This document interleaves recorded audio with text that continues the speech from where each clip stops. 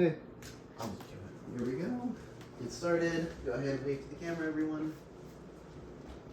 Okay, so imagine you're in high school. It's your senior year. You have worked the 4 years of your high school career to get a good GPA, to get 100 hours of community service, just to go above and beyond and look really good. You know, help out your community. You've done hundreds of scholarships. You've done tons and tons of essays, and you honestly feel like they've been pointless at this point, but you're still doing them because you should, and it's helpful. And you're getting to the end of your senior year, and you finally graduate, and you've gotten nothing in financial aid. So you're panicked. You spend all of summer going over your scholarship applications, doing more applications, and you get to college, and you still gotten nothing. College is a hard time for a lot of students. You are juggling harder classes, you're juggling learning to be an adult on top of it, and for many students, the financial stress that they get from going to college only worsens this.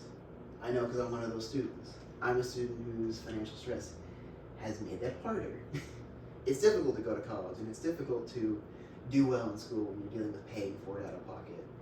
And I'm not the only student who has these issues. In fact, there are many students who have much harder situations than I do. I'm at least helped a little bit every now and then with my parents for non-school related stuff. Many students don't have that and struggle even more. Our financial aid system leaves a lot of students falling through the gaps. And sure, it helps many, many students, and it's incredibly helpful for those students, but there are still students that do fall through those gaps. There's a few reasons why, and there's a few issues that happen as a result of it. One of the main issues, I think, as to why this happens to a lot of students is the parental income needing to be reported on the FAFSA. You need to fill out your FAFSA so that scholarships can look at it and decide if you deserve the scholarship or not. When you do the FAFSA, you do have to put your parental income. While this may be not an issue for a lot of students, or maybe even helpful for some students, it doesn't help every student. Students whose parents make a considerable amount but aren't directly helping them with their college tend to get overlooked because of this. A lot of scholarships take the stance of your parents make a considerable amount of money, it's their responsibility to pay for your college.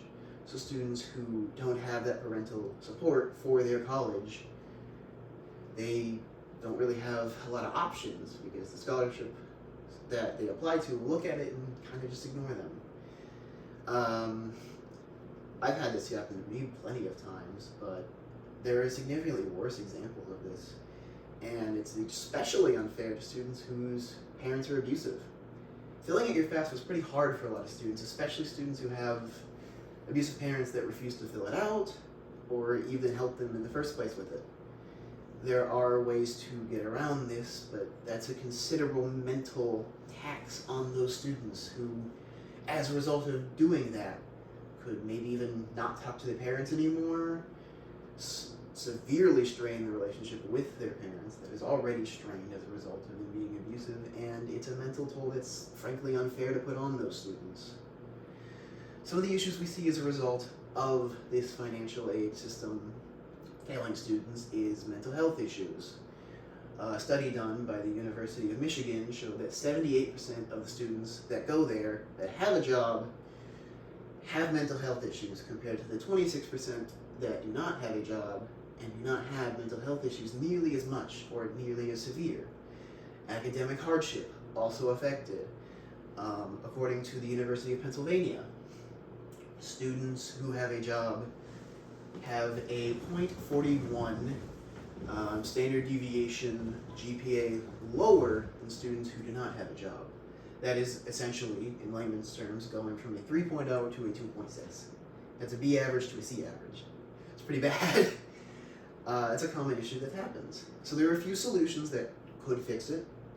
One of them could be we could alter the way the parental income is handled in the FAFSA to where if your parents are not directly paying for your college, maybe their income shouldn't be included in FAFSA because they aren't actually paying for it or helping.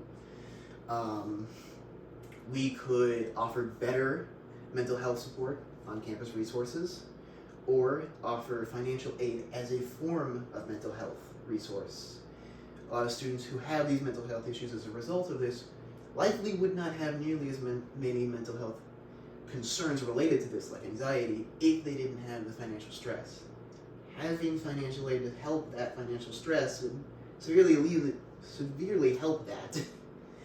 And helping students who struggle academically could also be a useful tool. We could offer scholarships that aren't based on academic merit, perhaps based it on community support merit or some other form of merit. All of that could help with this.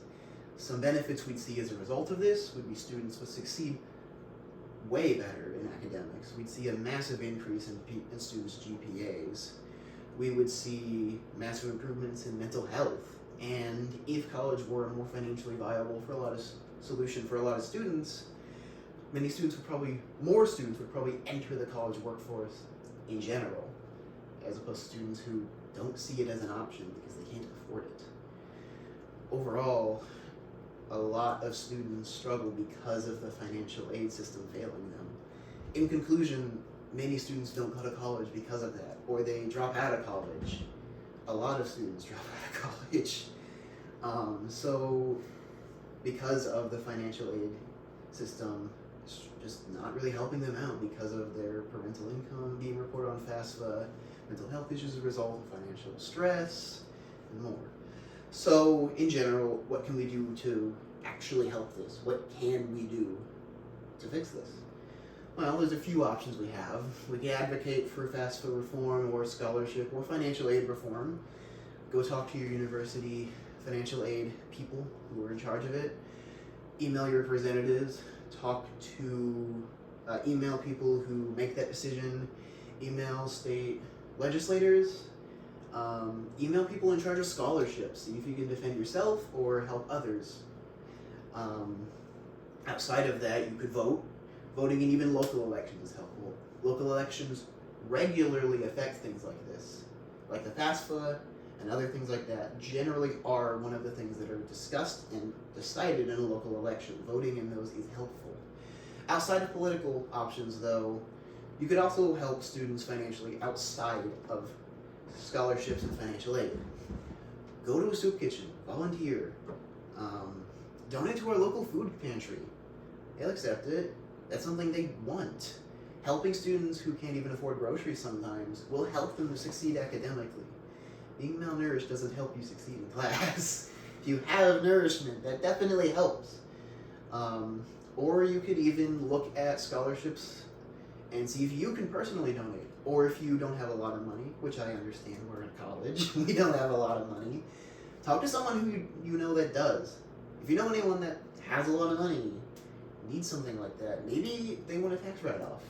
Doing that does give you a tax write-off, and it would help them and the scholarship organization to give that scholarship to more students because they'd have more money. Doing this would help, because at the end of the day, college should open doors for students. It shouldn't close them.